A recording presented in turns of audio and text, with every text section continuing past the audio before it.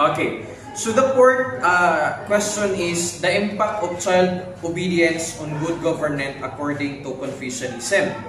So, Confucianism teaches that family is the foundation of society, and obedience to parents, filial piety, leads to respect for authority. So, the impact of this is, the first is respect for leadership, which means that children trained to respect parents tend to obey laws and value order.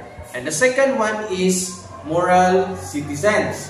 So it means that early moral discipline creates responsible adults who contribute positively to the community. And the third one is stable society. So it means that when individuals practice loyalty, honesty, and proper conduct, the government becomes more peaceful and efficient. And the fourth one is ethical government. So this means Confucius believes that good government begins with good individuals formed in the home.